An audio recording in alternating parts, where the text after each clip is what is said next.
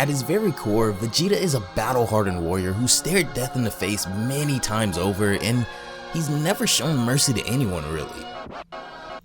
Ever since being cleansed on Earth, however, by meeting all of the Z Fighters and eventually becoming the man he is today, one who cares and cherishes his family, Vegeta has found another source of strength other than fighting for power and vengeance. When we last left off in Dragon Ball New Age, our Z Fighters have finally defeated Rigger, the brother of Vegeta, as life peacefully proceeds. However, they do await his return one day. During this time, as we know, most of our Z Fighters are off training in anticipation for this inevitable rematch that they narrowly survived the first time. Goku and Gohan, amongst the others, resumed their sparring on Earth. However, things are much different for Piccolo. Feeling extremely stagnant in his own training after constantly watching his comrades ascend over and over again, Piccolo desired new training methods to take his training to the next level, but didn't have the means to do it himself, so Dende offered him the ancient Book of Namek, a relic from their homeworld. Upon opening the book, Piccolo is warped to an unknown location as his training to become the Namekian Sage begins. Back on the ground level of planet Earth, however, Vegeta has been roped into a shopping trip with his daughter Bra, so the two are spending the day in town. A regular day quickly turns to chaos, however, as in the middle of the city, a strange being appears murdering citizens with no regard for Earth or its people. This creature appears to be looking for decent sources of energy to devour, as we see him wreaking havoc on the people of Earth. That is, until he stumbles upon a young girl who can't possibly be from this planet, with a stark difference in her aura from the rest. Before he can kill Bra, however, Vegeta shows up, breaking up the fight. However, now, the demon sets his sights on his aura, being even bigger and more pure than any he's seen on this planet so far. Vegeta agrees to fight, but only if they move the battle far away from the city and its civilians. He orders Bra to head home immediately and inform Trunks of what's happening now, and afterwards, the two head off to the site of their battle at a deserted wasteland. Now, by himself, Vegeta will have to do battle with a new enemy, the Lord of the Demons, as a brand new saga of Dragon Ball New Age begins. However, this enemy battles much differently than anything Vegeta has ever experienced before, and his new profound personality is soon to be used against him. If you guys want to check out Dragon Ball New Age for yourselves, as always, the link to the original fan manga as well as Malik's socials will be down below in the description box, so be sure to go check them out. If you haven't already, be sure to have those notifications turned on by clicking the little bell icon down below to never miss an upload. And if you guys have been enjoying the Dragon Ball content recently, consider leaving a like on this video as well. It really helps out a ton, guys, possibly even more than you already know. Lastly, don't forget to follow on both Twitch and Twitter to stay up with me and all Dragon Ball related content. But without further ado, Vegeta and this new enemy stand across each other as the battle looks to begin very shortly now. His opponent sticks out his arm towards Vegeta. "It was foolish of you to fight me," he says to Vegeta. "Goodbye." He fires a ki blast at Vegeta in hopes of finishing him off, but Vegeta barely budges and he smacks the attack away with a single hand. "What?" the demon stutters. "How did you knock my attack away with only one hand?" "So what if you knocked it back with a single hand? Do you expect to frighten me by knocking back one strike? I am the sovereign lord of the demons," he yells. "My powers are far beyond your feeble comprehension. Between the demon realm and here, there are none left stronger than me." "Yeah, whatever, I don't care," Vegeta replies. "What I do know is that you're in way over your head. Let's just get this over with." "Insolence," the demon replies. "I will teach you the meaning of true terror." He crosses his arms as he begins to power up.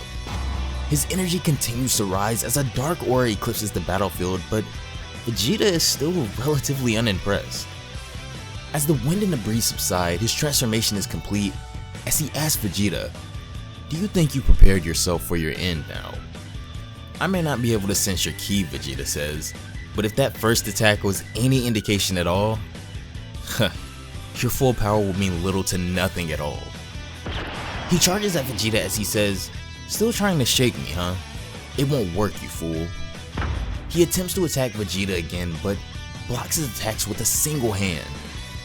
"I figured as much," he scoffs. "You couldn't even make it interesting, could you? In one swift maneuver, Vegeta sends his opponent flying backwards, making short work of him, proving just how inferior the demon really is. "That's 2 strikes for you, my friend," Vegeta tells him. "You get 1 more. I'd make it count if I were you." "He's mocking me now?" the demon thinks to himself angrily.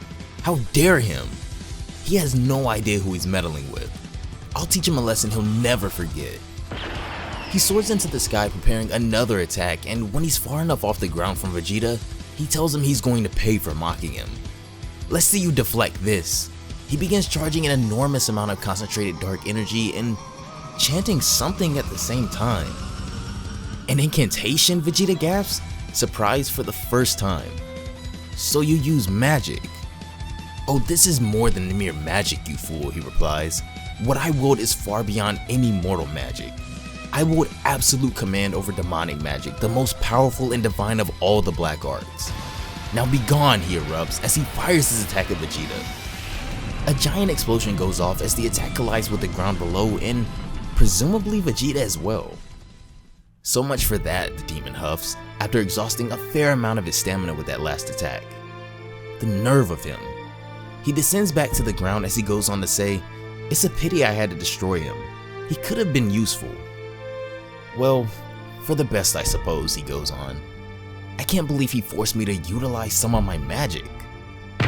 All of a sudden, however, he gasps as he notices something in the distance. Far off in the smoke, Vegeta still stands and there doesn't seem to be a single scratch on him. Even with a magical attack. "That was your best?" he asks. Impossible, the demon thinks to himself, frozen in fear now that Vegeta has withstood even his black magic. "He survived one of my best attacks. This can't be happening," he goes on. "My demonic energies truly decayed to such a state?" This is when Vegeta, keeping his promise of his opponent getting one final attack, charges towards him and sends him soaring into the sky with a single punch. With his opponent now launched into the air, Vegeta appears over him and sends him soaring into the ground. He slams into the earth below, gasping for breath, barely able to pick himself up, but Vegeta all of a sudden appears behind him once again. "Really?" Vegeta says, disappointed. "I guess that was all you had after all." "How?" the demon says, whipping around to face Vegeta. "I told you at the very beginning," Vegeta says. "Your full power wouldn't make a difference at all. I haven't even used half my full strength." "I see now." "Such power," the demon utters, beginning to shake slightly, almost maniacally. This is what it feels like, doesn't it? This feeling," he goes on. "The feeling of fear. The pain. The anticipation. The taste of your own blood." "Wait," Vegeta cuts in. "Are you enjoying this or something? What are you, some kind of masochist?" "Sadly," the demon replies, looking at his own blood in his hand, "you cannot give me what I desire.